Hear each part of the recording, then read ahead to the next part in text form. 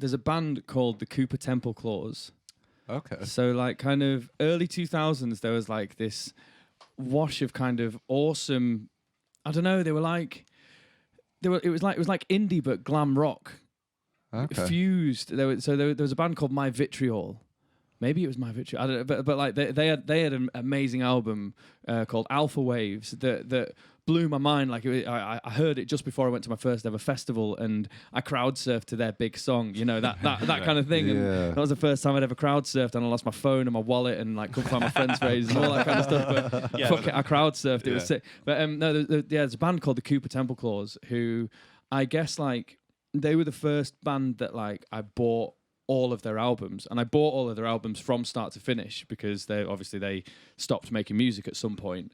But yeah, their first album that I bought it's called See This Through and Leave, and it starts off with a song called Do You Miss Me, and it's just this ethereal thing that's like absolutely beautiful with like all these harmonies and stuff like that, and then like this big guitar riff comes in, and it's just like all the way through it was there's synths, there's guitars, there's vocals everywhere and stuff like that. And I remember just like I bought it because I liked the look of the album cover because it looked like there's an Eminem album with a house on it, and it also had a house on it. So I was like, oh, I'm going to buy that.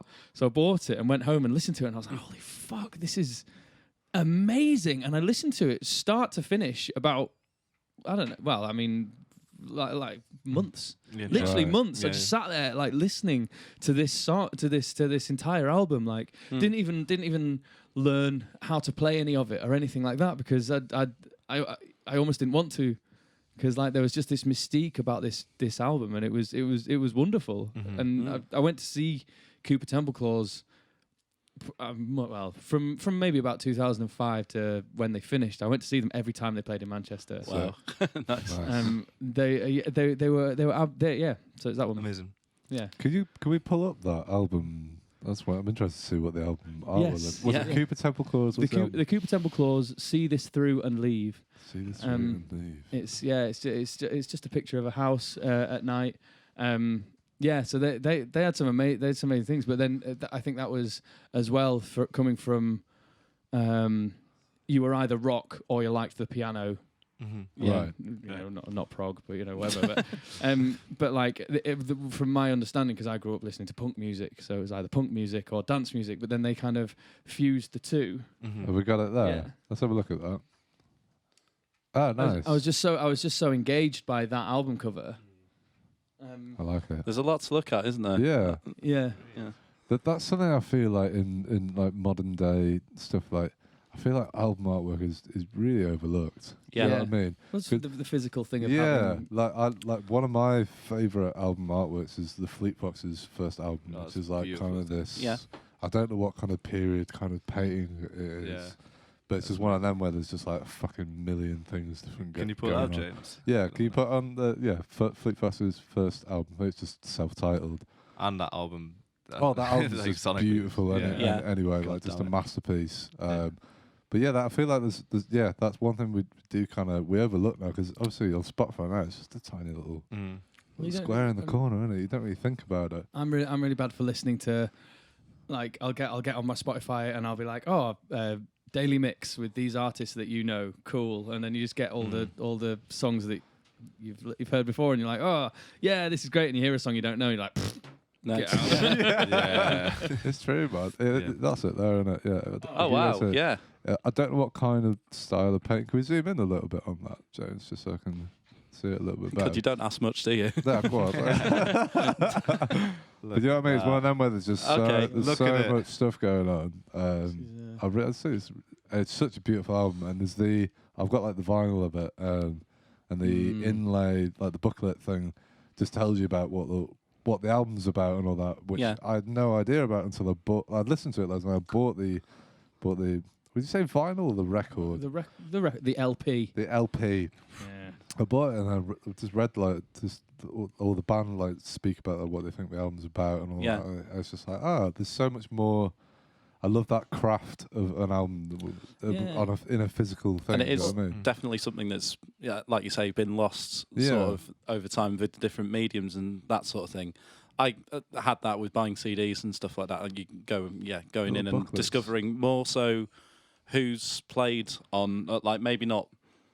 What am I trying to say? So like the bands who played on each of the songs. Yeah. Like so and so on this, so and so on that, and then discovering a route through all that. Yeah. As to where else they played, what else they've done.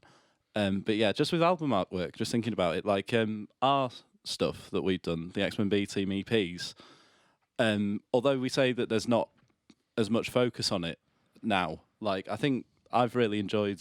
I enjoyed the process of putting those together. Yeah. I think they're a bit more interesting than, perhaps other people doing that sort of thing, because we had a sort of theme that we carried through with us on the cover and all that sort of thing. I quite enjoyed the process of like designing those. Can we have a look at those, James? Yeah.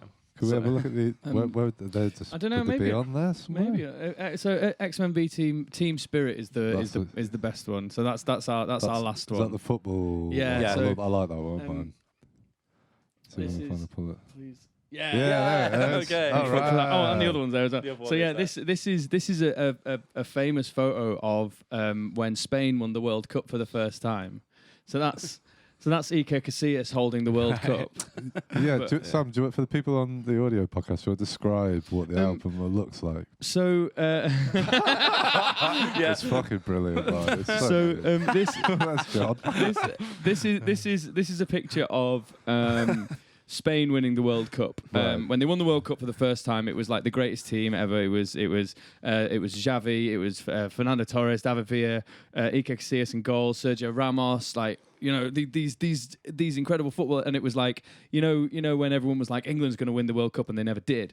They're like that with Spain, and they fucking did. They won 2 World Cups on the bounce and all that kind of stuff. But this was the first time they won it, and so basically we've superimposed everyone. So we've got all the different members of the band, and we've replaced the World Cup with a burrito. I never noticed the burrito before. That's great. But if you look to the far left, that's Luke, who produced and engineered the album. Oh, nice. And then if you'd like to go to the right-hand side, that's just go via John. If that's all right. Yeah. Scroll right. Right to the right-hand side. I mean, you've got George and Liam, but then that's Stu, who designed the logo. And then if you'd like to go kind of southwest a little bit, past Jamie, south past Jamie, that's Charlie there. Yeah. Who is chilling with the president of the African Football Federation. I was going to say, I thought that was Ainsley Harriott. Why is Ainsley Harriott? But yeah, so that's Charlie, who did all the photoshopping, who actually did the computer work. So it like that was pretty much everyone who was involved on the album. That's cool. Is there in this kind of, and yeah, so like I've always wanted to like instill this kind of thing about X-Men B Team, about being a team. That's the whole thing. It's not just. It always used to be. It's like, that's Sam's band, but it was really nice when it did change at one point, didn't it? There was. I was going to say that earlier. There was definitely a shift from when Sam was saying about writing as a singer-songwriter and then presenting us with sort of, God bless you, folders with the music for us to play, and you get a sort of Sam in the middle singing his heart out while 5 musicians around would be staring at these notes on the page ready to play it. I'm so glad we got beyond that to actually, talking about the band and writing for the band. And I was talking to somebody else about this earlier, writing for specific players rather than just this is what the bass part will do and this is what the drum part will do. Or getting the individual players to buy equipment so that you could... I was going to wonder if you would bring this up on a fairly light-hearted, frivolous. So basically, there's a song on Fresh Legs, which is the one before Team Spirit. It's called Glass Houses, and it's got this bass part, right? And all I wanted to do, I wanted the bass part to go, wham, right? Mm-hmm. No idea how to get it done, whatever, anything like that. So Al and I, it was very much in the infancy of our friendship, wasn't it? It was. I'd estimate about June or July 6 years ago. Okay. It was the night that the Shires played at Manchester Academy. Yes, it was. And we all went to have a watch and then got to Black Dog and we got drunk afterwards, which was quite good fun, of course. And so I'd had it in my head all night that I was going to get Al to get this pedal. So I got him to get a Muga Fuga envelope filter. I know the one. Guy, yeah.